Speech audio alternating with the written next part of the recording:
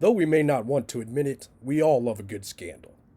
Well, what if I told you about a scandal that involves drugs, cheating spouses, divorce, lies, rock and roll? Probably think it was some kind of reality show that you'd see on the E! Network or something like that, Bravo channel. Well, actually, this all took place during the making of a rock and roll record. Well, today's album involves all of these, and though it may not sound like it, this album was one of the most visceral recording environments a recording process has ever gone through. It's Fleetwood Mac, Rumors. We all have a favorite album that we find ourselves listening to over and over. Again!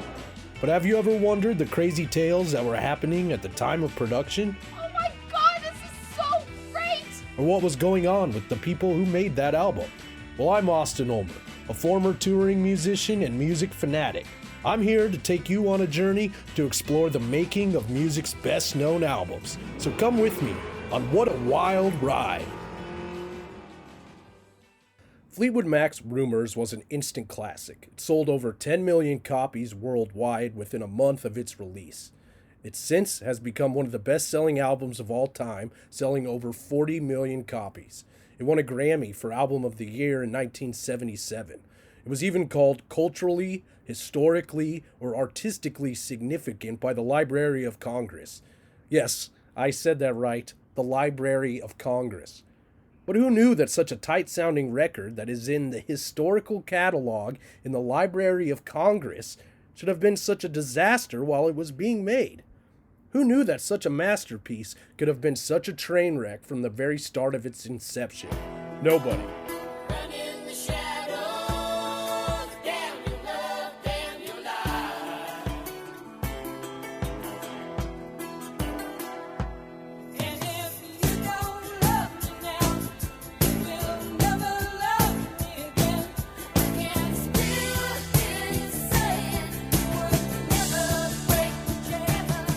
Now, before the recording of Rumors began, many things were going on with the band's members.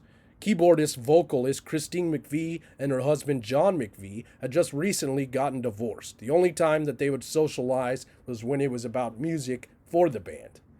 Songwriters and vocalists Stevie Nicks and Lindsey Buckingham were romantically involved and had been playing music together before they had joined the band, had also recently broken up and were fighting constantly. Drummer Mick Fleetwood recently just found out that his wife, surprisingly not in the band, was having an affair with his best friend. All of this led to a tumultuous beginning to the process of making the album. They began recording the album in 1976 outside of San Francisco.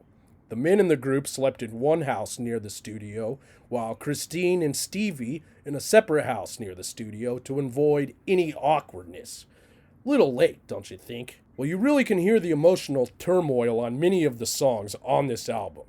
Go Your Own Way, written by Buckingham, is also about the recently deceased relationship between Nicks and himself.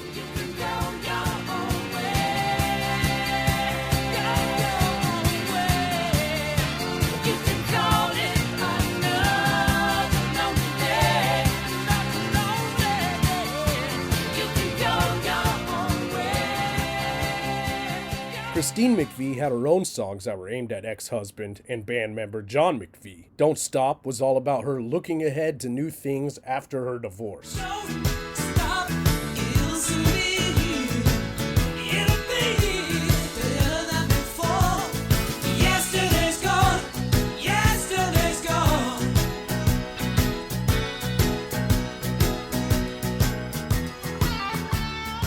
You Make Loving Fun was an anthem about her new relationship, though to avoid any conflict, she told her ex-husband, who, yes, was still in the band, that it was about their dog. While all this relationship turmoil was underlying the recording process, there was another layer that added more, shall I say, variety to the production of the album. Cocaine.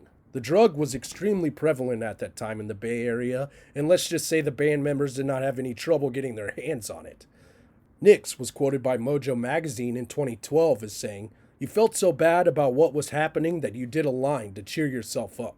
The song, Gold Dust Woman, was an example of this, which is a song about Nick's struggle with cocaine addiction. Did she make you cry, make you break down, shatter your illusions sessions of love. Now tell me, is it over now? Do you know how to pick up the pieces and go home? And go home. And go home.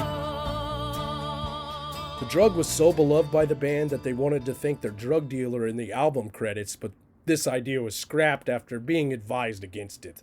Probably a good idea. Recording the album would get a late start thanks to the substance also. Christine McVie said the sessions were like a cocktail party every night. Just people everywhere. One of the recording studio's owners, Chris Stone, labeled it as excess at its most excessive. According to him, the band would start with a big feast at 7 at night. Now, he did clarify if this meant an actual feast of food or a feast of the drug. Party till 1 or 2 in the morning, and then they were so whacked out they couldn't do anything, they'd start recording. This could be why just the first sessions alone for the album took over 2 months to record, which, as a musician, I'm telling you, is an insane amount of time to spend on the recording of an entire record, let alone a first session of an album. They took a 10-day break to give themselves a breather. Talk about too little too late, and then returned to the studio to finish the album.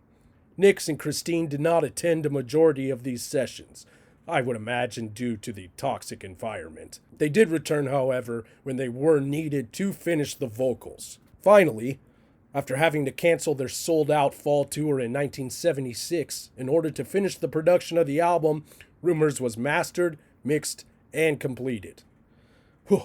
After the whole band listened to the album in its finished entirety, they had agreed that they just made something, quote, pretty powerful. When it came time to name the album, John McVie suggested the name Rumors because he felt that the band's members had written journals and diaries about each other in their songwriting. The album went on to receive rave reviews from critics all over the world. The album still lives on today as one of the best albums ever made.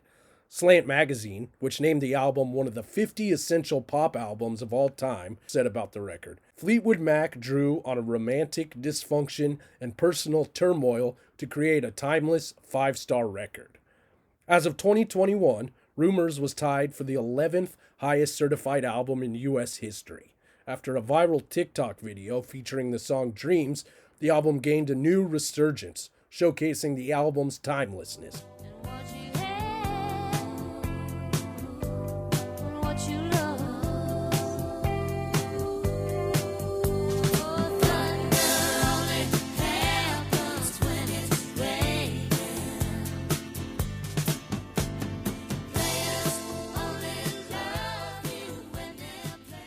One thing is certain. Through all the turmoil the band found themselves to be in at the time, through all the haze, tears, fighting, and laughter, Rumors will live on in infamy as a musical masterpiece, almost a fantasy tale of love, deceit, and perseverance. Art at its finest. Well, that's it for this week's episode, but don't wander too far from the bus, as I'll have more rock and roll lore on the next episode of What a Wild Ride. Thanks for listening.